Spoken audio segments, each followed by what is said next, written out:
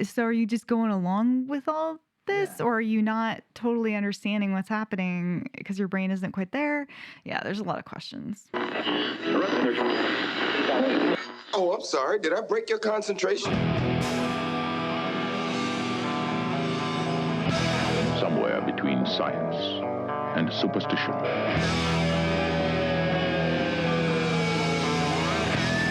We have such sights to show you.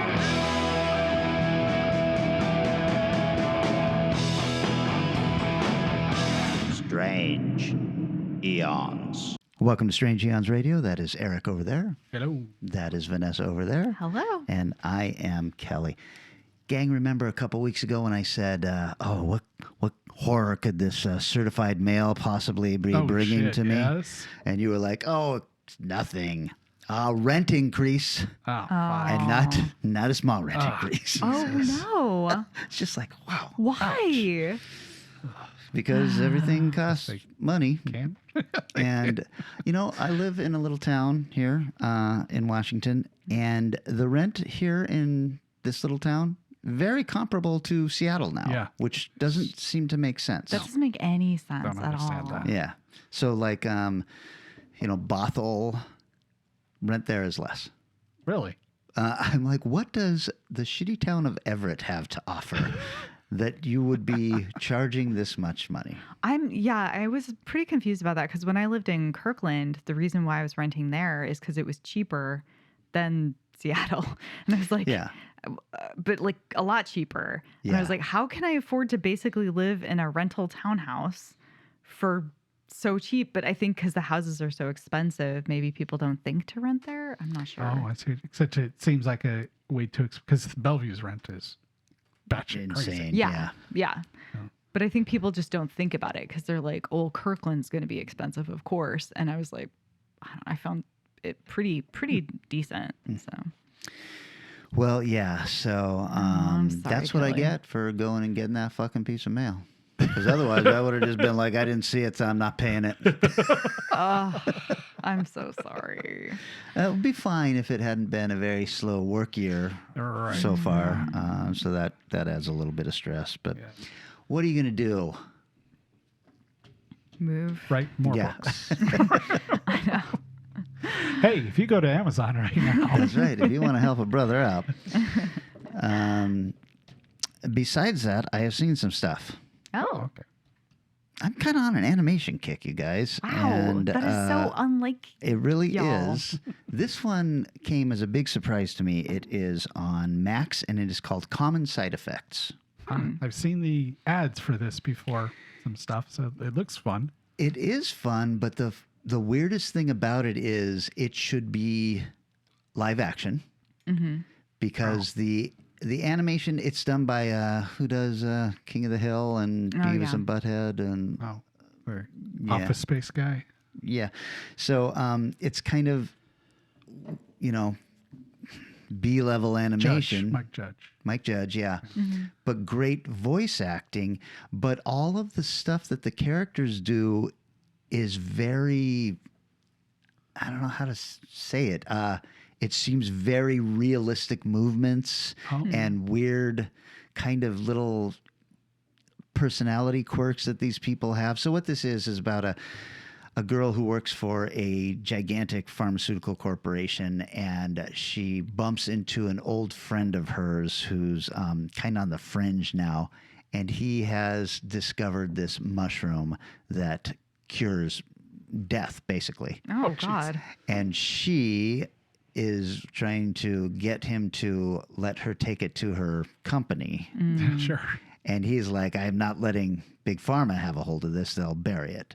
So now there's all of these, there's CIA agents that are trying to kill him and all of this stuff going on. And it's a really fun, neat thing where the characters are quirky. It feels like it should be a David Lynch series because you're following these two agents who are kind of goofy and silly, but still pretty good at their job. And I'm just like, I want to see the live action versions of these people doing the things they're doing in this. Yeah. So it's weird. It is very strange. You'll have to watch it and let me know if you feel the same way about it. It's just an idea, obviously, that is close to my heart because I think pharmaceutical companies have been screwing us forever. Oh, yeah, 100%. And it's just really, really good. It looked really good. The trailer I've seen looked like, oh, fuck, this is cool. And Mike Judge is always deeper than he seems. You know what I mean? Some of his stuff there's a lot more going on than just the surface level. I mean, humor. I know a lot of people who really connected with the father-son relationship in King of the Hill. And I was kind of like, oh, that's not for me. But some people I were like, I cried at the last episode. And I was like, okay. Yeah, exactly. Yep. I didn't watch it either, but I mean, I've seen episodes. Yeah. But yeah, it has. Yeah, I hear a lot of people reference, oh, I'm such one of those characters from that show. Like, right. Oh, okay. Right. Dale. I think his Fuck, man. I think his strength is the humanity in his cartoon characters. It's called Common Side Effects, and it is on Max. Awesome. Well, I've been trying to catch up on Severance, and I'm sure by the time this comes out, I will be at least one behind. But fuck, man, the show is so goddamn good. I don't want it to end for another however long it'll end for. So confusing, but great. I'm sure you guys probably saw at least the first episode where you just get to watch the lead guy just run really quickly in like slippy, office shoes. That was like speaking of that shot. lightning That was one of those ones I was like, how did they do this? Is this because there's a ceiling above him? Yeah. I'm like, so there's not a crane of the camera here going this, and it can't be a guy running because he'd have to be running backwards to keep him in frame so perfectly. So I heard an interview with the guy, and I can't remember the actor's name now, but he was talking about him and Ben Stiller doing this shot, and he said it was the hardest shot of the whole season. It took them like weeks to get it. Oh, okay. And at the end, they had their own rap party for the running scene. Wow. Yeah. Cool. It is, Eric, you still haven't seen that, right? No, it is one of those things where, if you're familiar with making a film, you're like, how the fuck is this, a drone in front of him? Might be. Or what? Yeah, I'm curious. Cool. I bet there's a way to find out. But yeah, I was just watching them going, those shoes look not possible to run that quickly in. Just, I don't know how you would do it. But yeah, I have definitely, I think we talked about this before, as every question gets answered, like 3 more appear. Yeah. So we're at a point now where a big question was kind of answered, or a big event happened, but now the next episode where they are going on a field trip, right, has not answered the cliffhanger of the previous one, and in fact, it only brings up a lot more questions. So, that last episode, I mean. In the first 10 minutes, I'm like, okay, I wonder where we're going with this. Yeah. But it's the entire episode. And I was like, what is happening in this show? Is it the same cliff from Castle Rock? Oh, I don't know. Oh, okay. Sorry. I was just like, this cliff is very familiar. I've been here before. But at one point he says it's like the highest waterfall in the world. So and I was like, funny. That's just about 25 feet high. So fucking funny. I love that. I love that they just don't know. Or like one of the guys was like, wow, the stars. I always wondered what like space looked like or whatever. Like, oh God, you forget that these guys their innies have never seen any of the world. So crazy. It's just a mind fuck of a show. Yeah, completely a mind fuck. And near the end of the latest episode, there's a big thing that happens. And I honestly, just because my head wasn't in that space, I was like, why is this a big fucking deal that like, yeah. And then I'm like, oh, okay, okay. I guess that is a big deal. I don't want to spoil anything. I'm sorry. Like I said, you could say whatever you want to be like, by the time it's there, it's like, oh. Well, Eric, this is a show that you're going to benefit wildly from watching. Being able to watch. Because this last cliffhanger, I was like, God damn it. I just want to know what the fuck happens next. Yeah. I know, it's so hard to wait. This is one of the harder shows to sit for a week on your hands and be like, I fucking I need the next one, Mr. Stiller. Turns out you're good at something else. I can't handle this. He's a pretty good director. He's done a lot of good. Yeah.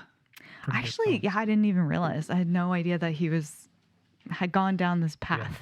Because he plays such a type in most of his movies. Yeah. And his directing doesn't necessarily match what you would expect that person to do. That is called Severance. It's on Apple Plus. One quick Ben Stiller thing. He did in London a one-man show of The Shining. And I was like, will you fucking bring this over here, please? Whoa. Damn. What? That would be cool. Yeah. That sounds incredible. Is he just like sitting in a chair being like, I think he's got a typewriter in front of him and stuff like that. And oh my God. Yeah. I can only imagine. What's that? Fathom Events or something? Maybe Oh, they will yeah. pick Yeah. that up. Yeah, That'd be cool. worth it. Adam Scott is the name of the actor. Sorry. It was totally killing me. Also, he looks so hideous in this show. And I'm like, Adam Scott, I remember being fairly attractive in Parks and Rec. Oh, yeah. And then luckily I was like, man, what happened to him? Like, he looks so weird. And then I saw him on that interview and I was like, oh, okay, you do look all right. There's like a middle area. Oh, because I was thinking, boy, age has caught up with him rather quickly. He looks rough. I think it's the lenses because he really doesn't look that bad. Okay. Because You I don't was look like, that bad, sir. and sometimes he looks better in his Audi than in his innie, or vice versa. There's one of which he looks worse in for the lenses than the other. But I was just that like, haircut did you get? is doing him no favors. It's true, and he just looks like he got like plastic surgery or something. Like if something went wrong, but like his Damn. mouth is too small. All right. Listen, we have no problem making fun of how people look on this show. Look, I have an issue. It is my issue. I own it.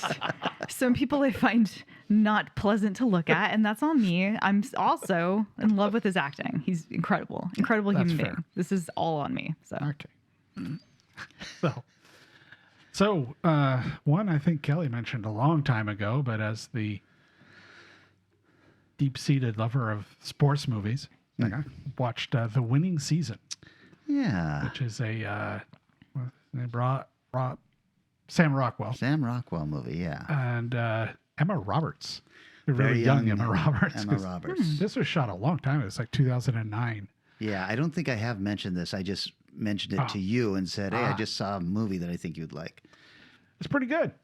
It is pretty It good. has, the last episode I talked a little bit about, I like movies where it's like you want a redemption a little early. Yeah. I wanted that for him too. Because Sam Rockwell, even being an asshole, is so likable. Yeah. He pushes the border at times on this where you're kind of like, okay, dude. But he pulls it off and it's so good. And the team goes through the redemption for him. Right.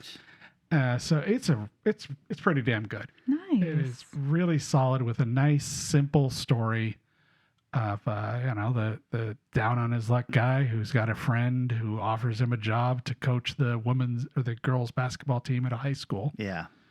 And he shows up and there's like 6 of them. One of them's injured on crutches, level injured. So it's like, huh. And he actually started off softer and nicer than I thought he was going to be. Yeah. And then quickly kind of becomes a dick again. But Well, he's an alcoholic, Yeah, so I know. that plays heavily into his attitude towards the And- job and the girls and all that. yeah, and his daughter and the rough relationship he has with her. Yeah. And which plays really well in the film. I thought really was well done. Because a lot of times in divorce movies, characters, it seems forced. It's like you have to hate your father because he's whatever. He blew it out of the park to make sure a reason the daughter was pissed at him. Yeah. And it was really good. And it sustained as long as it needed to. And it was really, I don't know, it's really well written, fun film to watch. And if you like sports movies, it's And definitely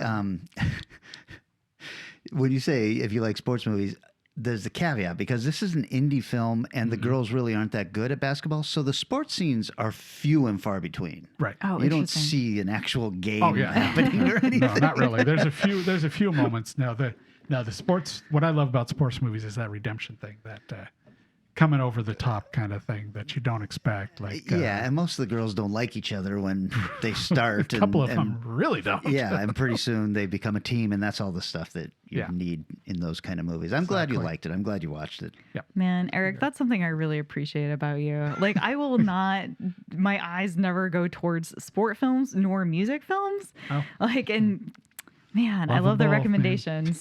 Yeah, it's really helpful. It opens my, I don't know. It opens me up to cool, interesting content. So thank you for that.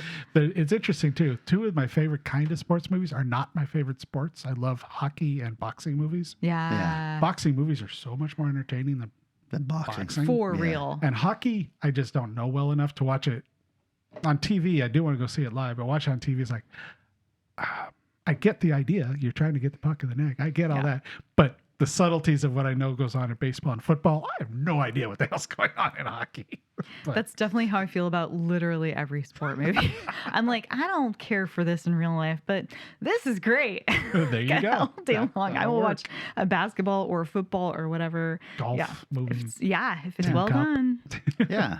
I mean, the secret is that you don't want to make a movie about the sport. You want to make a movie about the people in the sport. And everyone loves an underdog. I've seen Hoosiers. The Mighty Ducks. Yeah. Hoosiers is great. I love Hoosiers. Yeah. Next movie I'm going to talk about, I think I have told you guys about in person. It is a documentary on Paramount Plus called Casa Bonita, Mi Amor. I have seen that. Okay. This is a documentary about the guys from South Park who had decided to purchase the old Casa Bonita restaurant in Colorado. Yeah. Oh. And did you, like me, not realize it was based on a real restaurant? I had no idea. I did not know.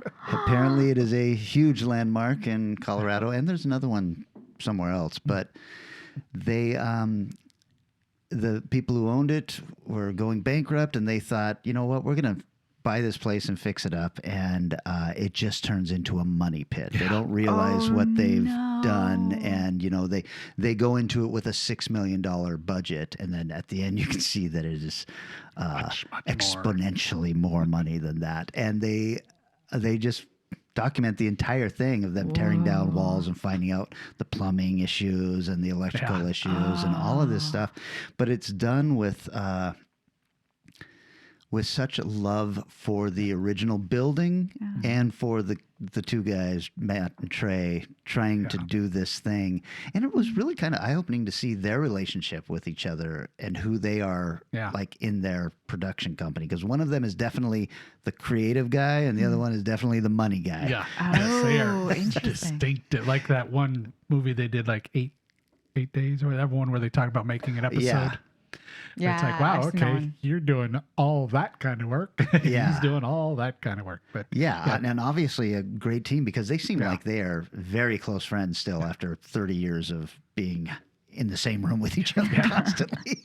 I thought that was really interesting. It's a huge restaurant. It's sort of like I was like, what? Yes, I want to go to this. Yeah, exactly. Because I mean, the cartoon, there's like a waterfall. Somebody jumps off of. It's all there. Yeah. They did not invent anything for that show, for that episode. Fuck.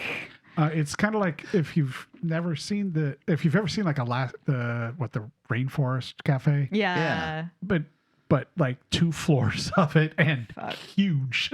and animatronics and various characters were running out. It's kind of like a amped up Chuck E. Cheese or something, but with Mexican food. And they point out the food is not very good, so they're going to change that aspect of the restaurant. And they just, they knock it out of the park. It is a very happy ending at the end, but they are...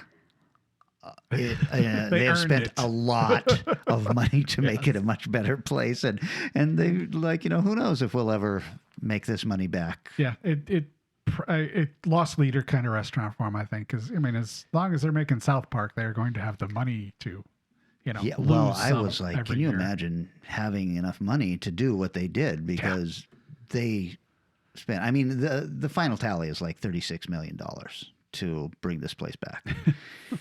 And I was just like, wow, can you imagine making that much money on your little filthy cartoon that, yeah, but that you could do something like this. But then, by the time they open it, they've got like 300 people standing in line, and they said something like 300,000 people have gone through the doors since they reopened, and Jesus. all this stuff. I was like, okay, I hope these guys are making a shit ton of money. It's the kind of thing, you almost want to travel to. It's like, God, if I'm ever in that area. As long as you didn't want to say anything publicly, like, my destination vacation this year is in Colorado, and it is this restaurant that I've It's not been ski hearing about. resort. But just as a feel-good type of movie, it is really, really pleasant to watch. I'm so glad to hear that, because I've been so hesitant to watch things like that after watching Welcome to Wrexham, which I'm not fully caught up on because I was too depressed to keep watching it, because I'm like, watching you guys struggle to make money to throw at this team that is just not making it, and therefore not getting anything out of your investment, and the team, like the town, hates you. Like, this is a lot. This is emotionally too much. So, I mean, it is a real credit to Ryan Reynolds and the guy from Rob McKenna. You got it. Is it McKenna? Is it McKenna or McKell? McElhenney. McKelney. What? They're so Everyone's likable. yelling at us. Yeah, Ryan and Rob.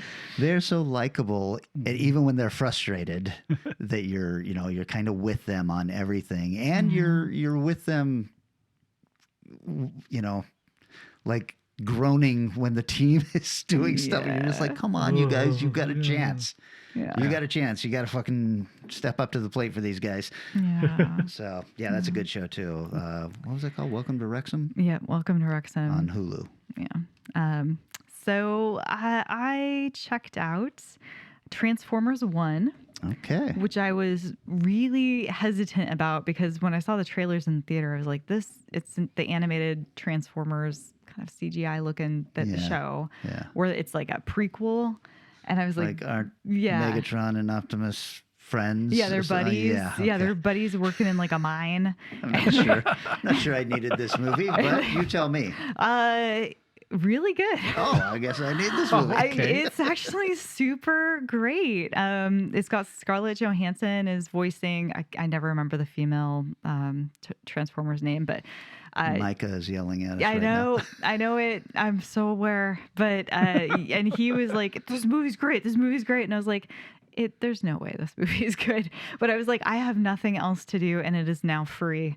So I will watch it. And it was actually so interesting and fun and well written, and like you're really rooting for the characters, and you can see the turn with oh my God, what's the guy? The bad one. Megatron. You can see Megatron's turn. They don't have those names either, because they kind of develop those names. I see. Through the film. But yeah, and you're like, how the fuck are you going to become Optimus Prime? And they do like really earn it. And I thought the animation would bug the hell out of me, but you kind of forget about it pretty quick. Okay. You get sort of sucked in. So yeah, it was neat. What is that on? That I believe is on Paramount. And it's called Transformers 1, and the 1 is spelled out, right? Yes. So, okay. Yeah. So it's not the first Transformers movie. No, they already know who Optimus Prime is there for a little while at least. Yeah. Yep. Free on. Nope. Sorry, I must have paid money for it. Sorry, guys. Oh. But it's not as expensive as it was. So there you go. Rental it was someplace. Like a $5 rental. Okay. So yeah, by all means. I finally caught up on one of our show's favorites, the Harley Quinn. I am so behind on Max. that. Yeah. Animation heavy episode here. Yeah, there you go. Are you caught up? I am caught up. That last episode was a little weird, but still good. Was that the Brainiac origin? Yeah. It's like unexpected, but the shows these folks put together, it's always still good. But plus, there's, they're able to throw in, just like Creature Commandos did, they're able to throw in like little tiny Easter eggs that are so fun. Like, I don't know if you looked at the planet names that he was going by real quick. I was like, oh, okay, those are names from other characters and stuff like that. And the reveal of his monkey towards the end and stuff like that. Oh my God. Like, this took a dark turn. Yes. the way it was going, I was expecting something like that, but not done like that. It's So, like, oh wow, okay. You tell me, because I really am not a huge Superman fan. Was that Brainiac's thing with I know he had bottled the city of Kandor. Was that his thing? He was bottling cities? I don't remember him doing that, but again, I didn't read a lot of Superman. Okay. But I did like his ship representation. Yeah, that was fun. The skull ship. So, but yeah, I don't remember any of the family stuff in any Brainiac story. I think that. Oh no, I think that was probably added in. Yeah, and it was weird, but it's well done. Yeah, it's such a fun show. Yeah, it's hard to go wrong no matter what they're doing. They continue to be high quality. The move to Metropolis has been fun. Yeah. The episode with the shark kids was just goddamn insane. Vanessa, are you caught up on any of it? No, I'm like a season behind too. So yeah. Wow. Yeah. There's some good stuff to be watching here. I know. Yeah, plop the kid in front of that. Let's get some new words in our vocabulary. I did it once, and I was like, ooh, not sure. Yeah, the shark one could be good because it's all about babysitting. Oh, there you go. There you go. Yeah, I think I'm at the point where the shark is still pregnant. Like he's still catering. I just saw the one where they go to like a bad guy resort. Oh yeah. So, yeah. So I'm a ways behind. I'll catch up. I'm due for a rewatch on the whole series. That show kills me. Yeah, it's great. Yeah. Talk about that weird. We don't like the James Gunn inclusion in the Creature Commandos. Yeah. And then he's actually a character in Harley Quinn. Oh, I know, Yeah. but it's funny because they sort of make fun of him. Yeah. It doesn't feel so grandiose. It feels more like, haha, fucking DC. Yeah. Yeah, I think James Gunn probably has a lot of that in him. Yeah. At I least, hope so. Yeah, to recognize he's a character to be made fun of at times. For sure. I mean, he did like Romeo and Juliet, for God's sake. So the guy's done some weird shit. If he starts referring to it as the Gunniverse, I'm gonna be like, you motherfucker. Can't do it. Yeah. Why don't we take a little break, guys, and continue to complain about James Gunn? And then when we come back, we are talking about historical. I don't know if you guys chose horror films even. Nope. Oh, okay. Okay. We're talking about historical films. Was this supposed to be war?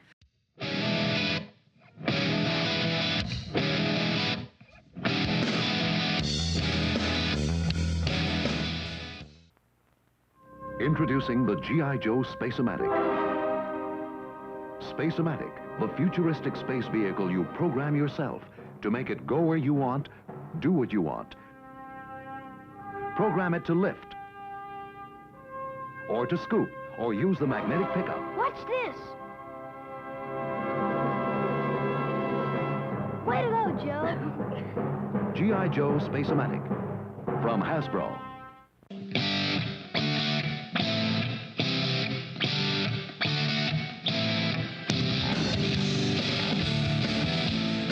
And we have returned, guys. This was my subtopic. It was supposed to be just historical. I don't know what I'll call this. It's a movie made in present day that's set in sometime in the past. Mm-hmm. So. Excellent. Sounds good. Yeah. I hope it wasn't meant to be on real events because if so, I'm in trouble. Well, I would be also because I chose from 2004 a movie called Ginger Snaps Back, The Beginning. Indians say the curse began in the time of the ancients. Legends of the day of reckoning, when death would consume the land. So where is everyone? The trade party was supposed to return with supplies 2 months ago. The hell's going on, Murph? They're all dead. We're turned into these sieging monsters. There's one inside. It ripped through the wall. Hello?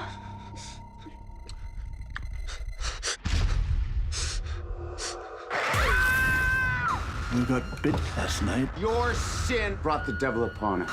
It was some kind of animal. It was deformed. They're everywhere. Let them come. Close the door! They're gonna kill my sister. It's too late. She's turning. I'm turning into something. I have to kill him.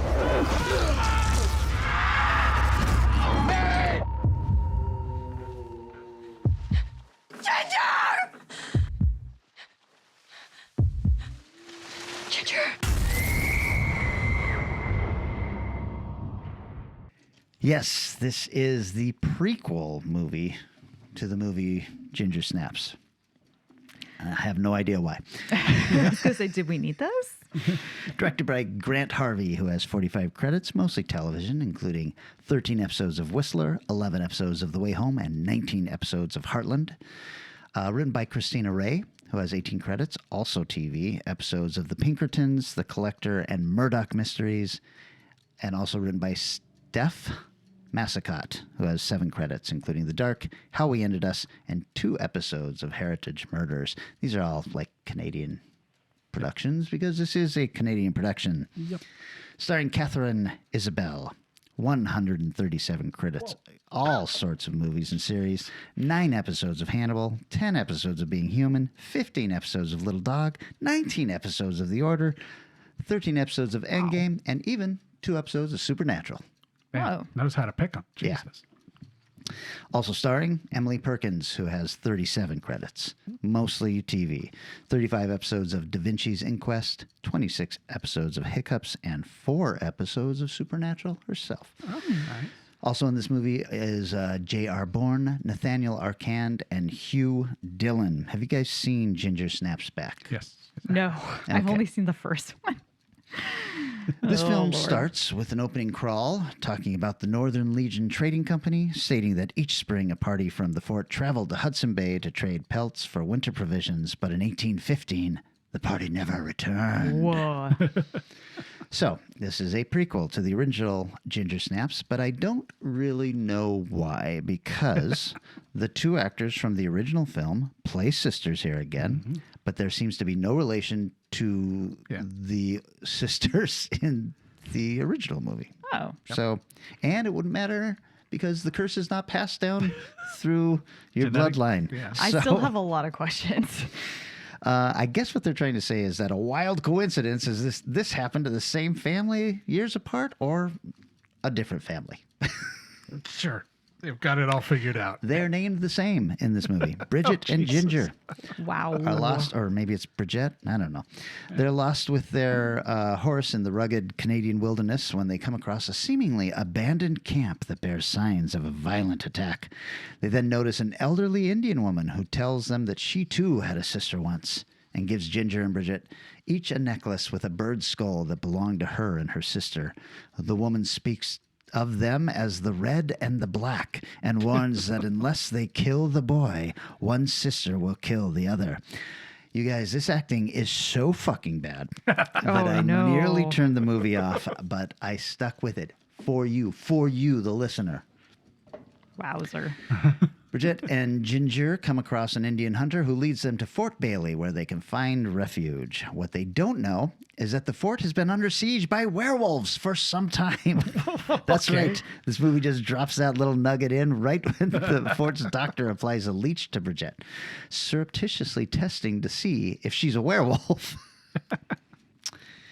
That night, Ginger is bit by a young, deformed man in the fort, and when the girls start screaming, the fort is suddenly attacked by werewolves.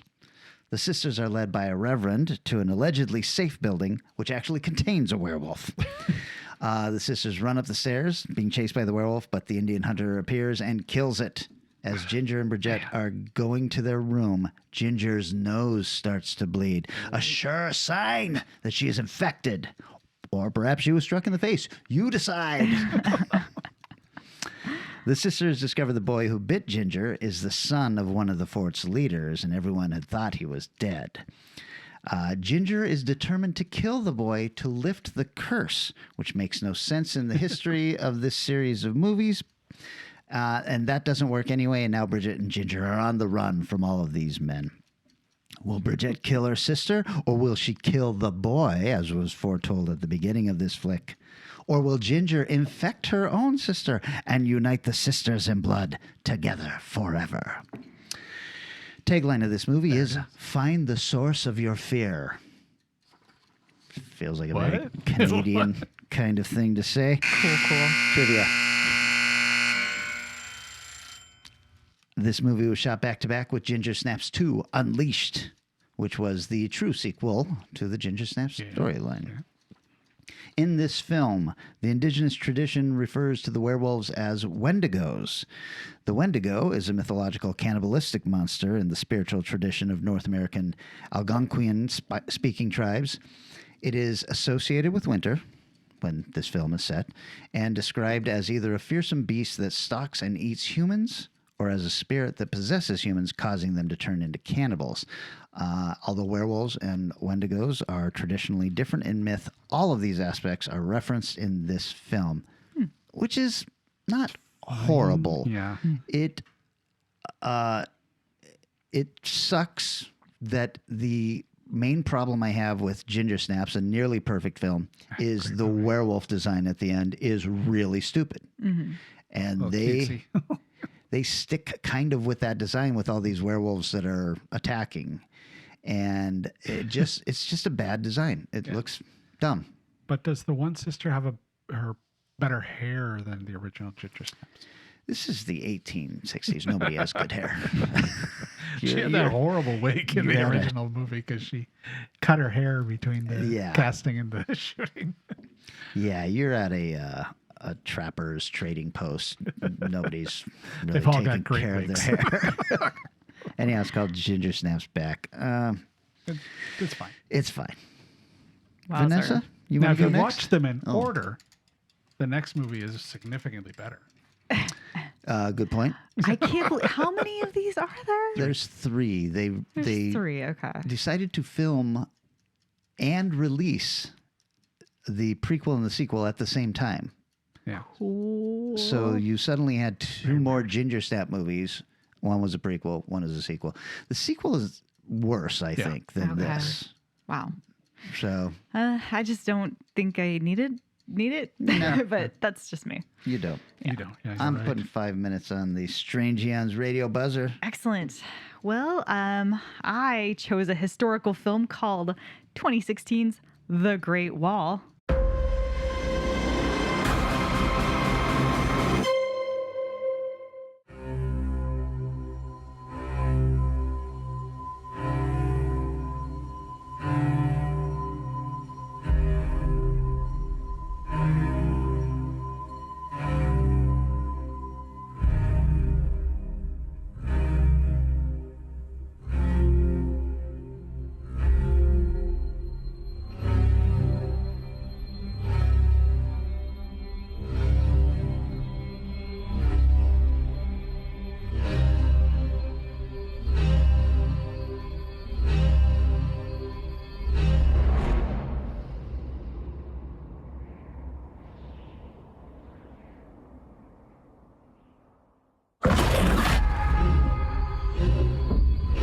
I was born into battle. I fought for greed and gods. This is the first war I've seen. Worth fighting for.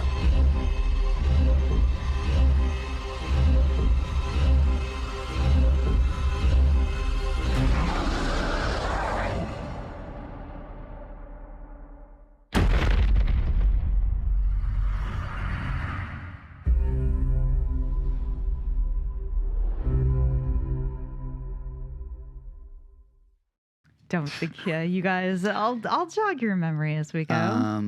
This is an Asian film. It is a half Asian film. Okay. With go ahead. You tell me.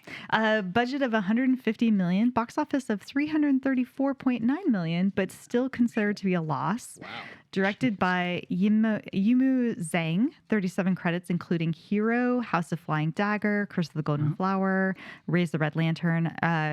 Written by kind of a co-writing team, Carlo Bernard and Doug Miro, who did Narcos Mexico, Sorcerer's Apprentice. And then Tony Gilroy was also a writer on this. He did Born Identity, Armageddon, Devil's Advocate, and The Cutting Edge. I was like, what? Sure. Oh, right. Starring Matt Damon. That's right. 103 credits, Good Will Hunting, Martian Departed. Pedro Pascal, 73 credits, including Mandalorian, Last of Us, Game of Thrones, and Prospect. And Fantastic Four. You say that proud. Prospect. get it on Vinegar Syndrome now. I know. It's got it's much better than most of the stuff they release, by the way. Great. And you know what? There's no shame in putting on the subs because the audio mix on the Blu-ray just didn't turn out as good as it should have. So don't feel bad about it. It's fine. You want to know what's happening. But his deep tones are well worth it. Also, Willem Dafoe's in this, 159 credits. Spider-Man, Lighthouse, Wild at Heart, we just talked about. And the only reason to watch Boondock Saints. And even then, I'd say probably skip it. Also, we have a Chinese cast, a huge Chinese cast, but the two most recognizable people and leads, Tian Jing, 28 credits including Police Story Lockdown, Kong Skull Island, Pacific Rim Uprising, and the TV series The Glory of the Tang Dynasty, and Andy Lau, 189 credits including Infernal Affairs and House of Flying Daggers. So this story is there are some European men, 3 European men, riding through the desert being chased by a band of Mongolians. The desert is in China somewhere. They outmaneuver the Mongolians and set up camp for the night, but are attacked by something strange, a weird green creature that moves lightning fast. Matt Damon uses his skills to take off its arm and kill it. Then the other guy's dead, so it's just him and Pedro continue in the desert and come across the Great Wall of China. This is around the time of sort of when the Europeans were sailing around looking for gunpowder and spice trade and all that kind of stuff. So I don't know exactly what year we're in, but it's a long time ago. So they discovered this strange Great Wall of China. They go ahead and surrender because otherwise they will be killed. And they discover that they're kind of embroiled in this, the Nameless Order who runs the wall. There's several factions of it. Some are like up close combat people. Some are far away arrow people. Some are dancing spear people. And it's a huge war between them and these strange green beasts that come in hordes and are trying to get to the capital city to essentially take over because the more they eat, the stronger they are, and the queen is super strong and will take over the world. These are weird creatures. They use like vibrations to communicate. They're very smart. They're very strategic. And anyway, so they plan to get the black powder, which is what they want to take back to Europe, but instead start to change heart, and maybe they will help these people in their fight. This is a mix of a buddy comedy, historical fantasy, and anime-level fighting and scenery all in one. It has some pretty dodgy accents from both Matt Damon, who might be Irish, and Pedro Pascal, who is occasionally Spanish. It is a super fast-paced movie, so it makes it a little bit difficult to follow and feel some of those emotional impacts that they set up. But the sets and the ideas are fucking stellar. Really cool monster design, cool moments. Like there's a fight up a tower that's filled with stained glass, so it's like the rainbow light is on them the whole time. Oh, wow. It's gorgeous. They put in these traps along the wall, like these wall blades that start spinning around out of the walls as the creatures are climbing up, and it's like people rowing in a machine inside to get them going. I'm sorry, guys. I just could not keep this small. It has a very strange ending, which I think is it's a half Chinese, half American production. I think mostly Chinese, though, because it's filmed in China. The leads are big Chinese names, and the ending, I think, is very Chinese. You don't want the white guy and the cool Asian lady to maybe marry and be together forever. So maybe for no reason, the white guy's like, cool, nice knowing you. Bye. For like, why? What? I thought you were into these people. Cool. All right. Overall, I loved this movie. It has a great cast. It's just amazingly visual. It's really clever, interesting ideas, super entertaining. The relationship between Matt Damon and Pedro Pascal is incredible. Just a little bit of trivia. I know I'm super out of time. Tagline, one of mankind's greatest wonders, 1,700 years to build, 5,500 miles long. What were they trying to keep out? This It was the Mongolians. Let's just say, yeah, we I know thought that that answer. too. I didn't know how wrong I was. Mongolians seem like a very minor threat in this film. I'll tell you what. It's like 8 dudes on horseback. You're like, oh no, the 8 dudes showed up again. Fuck. This was the most expensive Chinese film ever, with a budget of $135 million, and due to the huge amount of crew involved, had over 100 translators. I mean, you can tell when you're watching this film. This is not like just CGI film. Like, parts of the wall are definitely CGI, but the actual like actors, you can tell it's like people, and they've costumed them, and they're just rows and rows and rows and hundreds of individuals. The filmmakers were denied permission to film on the actual Great Wall, so locations were added digitally. The majority of the film was done in China, with some scenes shot in New Zealand. Matt Damon and his family spent 6 months in China filming. Matt Damon has stated many times in interviews that he felt that this film was a dud, and he knew it a couple months into shooting that it would not do well. There's a lot of controversy around this film when it came out because it has white protagonists in Eastern setting. The controversy is stupid because I'm sorry, and the director cited this, that the Asian director cited that this is crazy because the role was never meant to be for Asian characters. It's some bumbling Asian or bumbling European guys who stumble across the wall. They're not necessarily the heroes or the coolest people in the story. They're just there to help kind of fill in these pieces. The film lost about $74.5 million when all done and said, and it received a few negative reviews in China. Then in 2016, the Communist Party's official media outlet, People's Daily, published an article on its website severely criticizing the people who are detracting, saying it does harm to the Chinese movie industry with their bad reviews. The reviews were then retracted. There you go. Yay, communism. Yeah. Woot, woot. I like this movie a lot. Good. I'm so glad. Yeah. I have no memory of this film. Oh. At all. I remember it coming out and being like, see it. this is a stupid film. And people mix it up with The Last Samurai because also like white dude in Asian setting. But no, it was, I remember thinking the time, although it looks dumb, and it is great. It's a great film. Super fun. And it definitely falls into the stuff we talk about. It's fantasy and action and all it's that. It's a genre film. Yeah. It's a heavily genre film. Yeah. So good choice on that one. Oh, thank you. So how much did you say this movie cost? Your movie cost? 130 and some odd million? Something. I think this one cost like $100.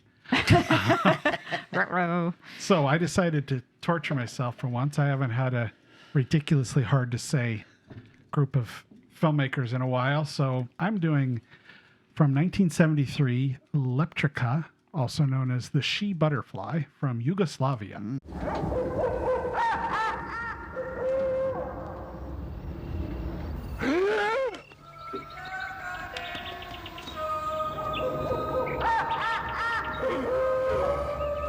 Znaš li ti babo Savu Savanovića? Savu Savanovića?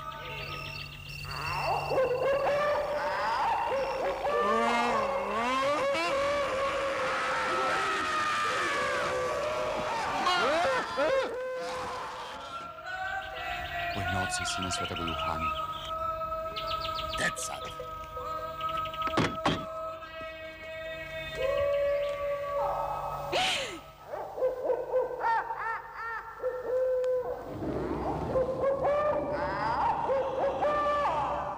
Whoa. So get ready for some fun. Yeah. This is available on Prime and part of All the Haunts BR's box set 1. Okay. Directed by Yuri Kadyevek, director of A Holy Place and Kudo. And you're damn right, I selected the only American titles in his laundry list of films he directed. Written by him and Milovan Glisiak, who wrote something called TV Teeter, Glava Sekira. And the director wrote most of the stuff he directed. Mariano Nikolic stars in this. She was in The Fall of Rock and Roll, Some Other Woman, and England Made Me. Peter Bozovic, The Secret Life of Nikola Tesla. Nice. Reflections and Hamlet. I don't know which version. Slobodan Perovic, Ward 6 and Wintering in Jacko Sled, and Against King. So I'm sure you now know all the people in this film. Very good. I'm up to speed.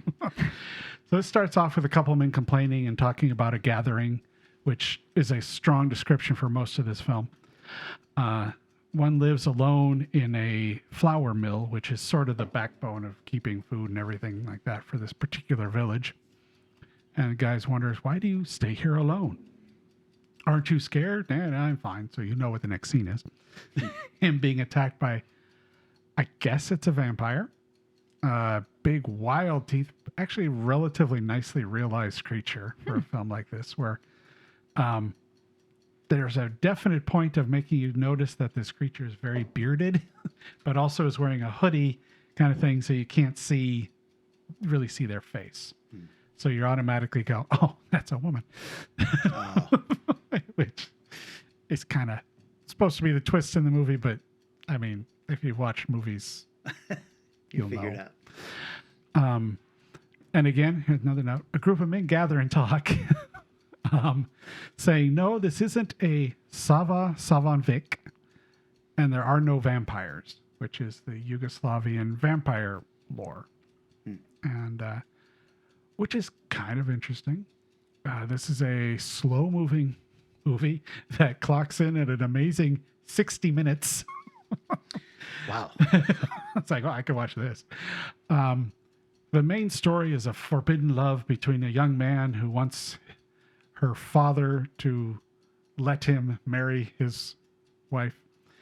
So all the guys in the village go, he won't let you marry his daughter. Oh, yeah, I was so confused. He won't let you marry his daughter? Let's go kidnap her and you guys can get married. No, sure. Like, The all right. 7 brides for 7 brothers strategy. Yeah. So she kind of seems into it. So, it's all right. Sure. Not necessarily a bad thing, but it's weird. A whole lot of the movie's just a bunch of dudes sitting around talking. This looks like a young film, country's film, where you see a bunch of people and, well, we've got to tell our story. How do you construct a scene? I don't know. You guys go lay on the hill over there and you just talk.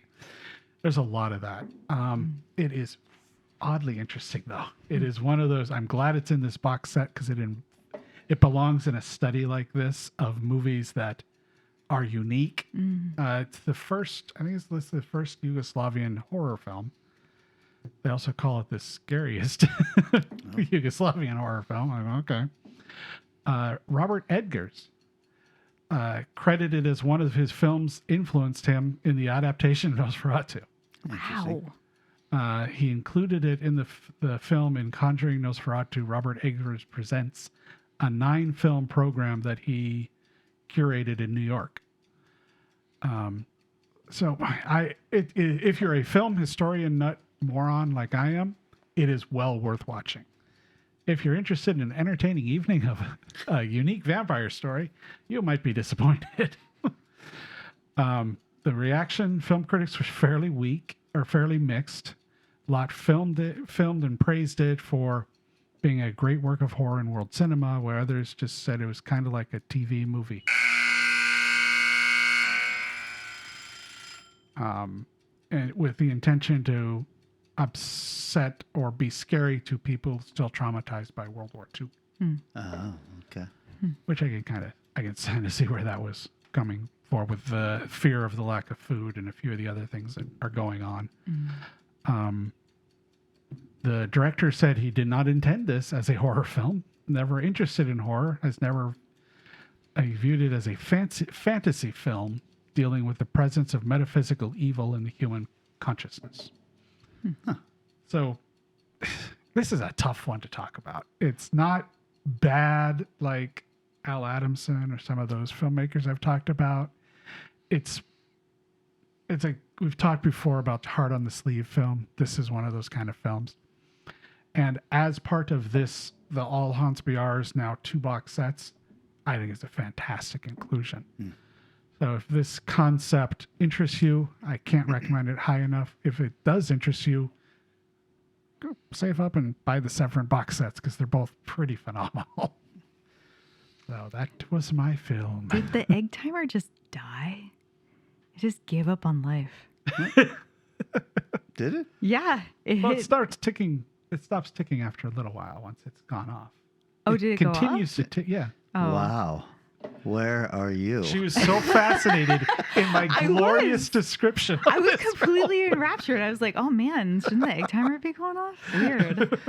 Holy crap, guys. Seems like he's been talking forever. No, I was trying to visualize all the things you were talking about. Yeah, all right. It's neat. Like I said, it's interesting. If you're a film historian, you love watching older movies for that, or what we did with Japanese and Asian films last year, where it's just like, let's explore this area. Fascinating film for that. Wow, cool. You say it's 60 minutes long, but 60, you were like 60. Yeah. Yes. But you were like, it's very slow moving. Yes. So. Yeah. The conversations of people just sitting around talking. There's 2 women in the movie, the love interest and a super old lady. So it's all guys, and there's some funny scenes. It's not terrible. It's just modern audiences are not going. If you're going to dive into foreign films, do not make this your first foreign film. I don't know if anything on that box set would be a good entry level. There's some strange stuff on there. Yeah. The one I talked about with the Native American story, I forgot the guy who's a Knife's Edge or something like that. I can't remember what. A very, very good film. But yes, a lot of them are like, you'd have to be ready to, yeah. And didn't you say that that November film is in there too? Yeah, it is. So. Yeah. I just noticed that. I was looking through, going, oh shit. Yeah. After you talked about, okay, this is. I mean, obviously, I can't do it as a subject, but it's definitely one I need to watch. Yeah, you need to watch that. Okay, Eric, I think that means that you've got the next subgenre. That's pick. right. We'll keep it wide-ranging for easy pickings. One of my... this actually came out of... I'm not going to say who, because we say his name every damn episode. But they recommended or talked about the documentary Not Quite Hollywood, which is about Ozploitation. Yeah. And a fabulous documentary. Yeah, it's DeBronzo. But there was, we should talk about Australian films. So okay, I think it's there's a lot more down there than you might expect. There's a lot of great ones you already know about, but there's a lot more down there too. So nice. Good stuff. Oh, that sounds awesome. Australian films next week. Well, then this is the part where we say thanks to everybody out there who's liking, sharing posts, who's interacting with us on the Strange Eons Radio Talk page on Facebook, who is calling the Strange Eons Radio hotline, which is 253-237-4266. And especially big thanks to anyone who's out there donating money to the cause. Helps. We really, really appreciate that and can't thank you enough. Anything else you guys want to add? I don't think so. I love hey, it's February. It's a short month. Yeah. 28 days, man. Hope you guys had a good Valentine's Day. I'm sorry I asked. All right. We are coming back in 7 short days. We're talking Ozploitation. See you next Thursday. Transportation and other considerations for Strange Eons Radio produced by Pan Am Airlines. When you think of traveling, think of Pan Am. You can't beat the experience. Guests of Strange Eons Radio stay at Econo Lodge Everett. It's an easy stop on the road, you know what we mean. Strange Eons Radio is recorded live in front of a studio audience. If you enjoyed this episode, please consider leaving us a positive review on your favorite podcast app. Sit, Ubu, sit. I have nothing else to do, and it is now free.